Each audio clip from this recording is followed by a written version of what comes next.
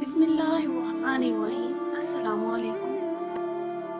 Momina voice में खुशामदीद। अगर आप हमारे चैनल पर नए हैं तो हमारे चैनल को सब्सक्राइब कर दीजिए और साथ ही लगे बेल आइकन को प्रेस कर दीजिए ताकि हमारी हर नई आने वाली वीडियो का नोटिफिकेशन आपको मिलता रहे। ईरान से ज़ायरीन लाना पाकिस्तान की मजबूरी थी। ईरान से जुल्म की दास्तान सुनाने जा रही हूँ मैं आपको।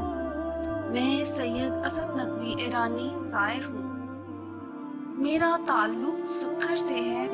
मेरे साथ 200 के करीब सक्खर से पाकिस्तानी ज़ायरीन और तकरीबन 50,000 के करीब पूरे पाकिस्तान से थे। हमारे साथ ईरान में क्या हुआ, ये दुख भरी दास्तान मेरी भी सुन लीजिए। ईरान के शहर कम में हम मौजूद थे। हम ज़ियारात में मसरूफ़ थे कि अचानक ईरानी फोर्सेस ने हमको हुक्म दिया, अपने अपने पासपोर्ट दिखाओ। हमको कहा कि फ़ौरन आपको पाकिस्तान वापस जाना है। वजह पूछी तो कहा कि कोरोना वायरस फैल चुका है, इसलिए सबको वापस जाना होगा। हम घबरा गए, अब क्या होगा। हम सबको शाम को होटल से निकाल दिया गया और कमरों से सामान निकाल कर रोड पर फेंक दिया। सवार होने के लिए बसों का शेड्यूल होता है। हमारे साथ औरतें और बच्चे भी साथ थे। ईरानी फोर्सेस ने दूसरे मुल्कों इंडिया और इराक, अफगानिस्तान के ज़ायरीन को कुछ नहीं कहा। अब रात का वक्त था, अब कहाँ जाएं। भूखे और प्यासे थे। 30 ज़ायर बीमार थे। खदशा था कि इनको कोरोना वायरस है। सुबह के वक्त डबल पैसे देकर तफ्तान के लिए रवाना हुए। रास्ता में रोटी के लिए ड्राइवर ने होटल पर ब्रेक लगाई। होटल का अमला आया और कहा कि नीचे नहीं उतरना। शॉपर में रोटी और सालन दिया गया। बस में हमारी बुरी हालत थी। बीमार ज़ायर ईरानियों को बद्दुआएं दे रहे थे, मौला ईरान को तबाह कर दे। हम इनके लिए अपने वतनों से लड़ते रहे। हमने जायज़ नाजायज़ हमेशा ईरान को सपोर्ट किया। आज ये हमें ये सिला दे रहे हैं। रास्ता में अस्पताल में चेकअप के लिए रुक गए। वहाँ हमारे टेस्ट हुए। एक एक टेस्ट का इन्होंने हमसे फी टेस्ट 10-10 हज़ार रुपए लिए। 200 में से 60 के टेस्ट में कोरोना वायरस मुस्बत आ गया। करीब की बस्ती से मौलवी और बस्ती वाले आ गए।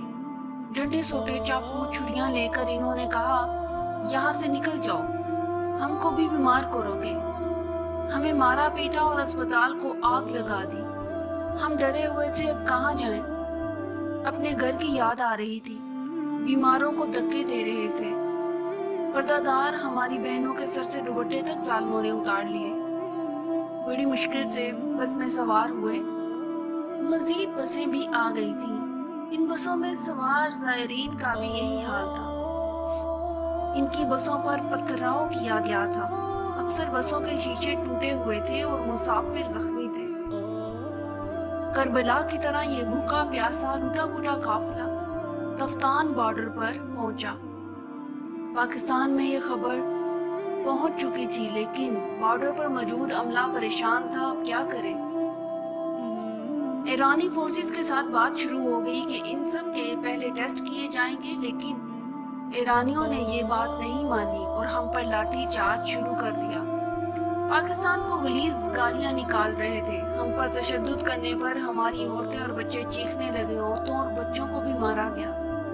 हम अली के वास्ते देते रहे, हमको ना मारो, बच्चों का क्या कसूर है। इन्होंने जबरदस्ती पाकिस्तान के गेट में हमें धकेल दिया।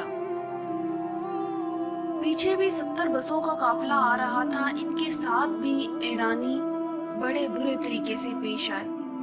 पाकिस्तान की फोर्सेस ने हमको चेक किया, खाना दिया, पानी दिया और कैंप पे रखकर अपने अपने सूबों को भेजकर करंटीना में रखा। कुछ ज़ायरीन बारी रकम रिश्वत देकर अपने घरों को चले गए। अब यहाँ हमारा इलाज जारी है।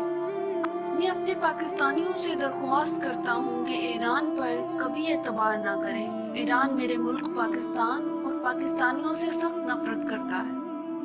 اگر ہمیں ایران اپنے ملک میں علاج کرتا تو یہ وائرس کبھی پاکستان میں نہ پھیلتا۔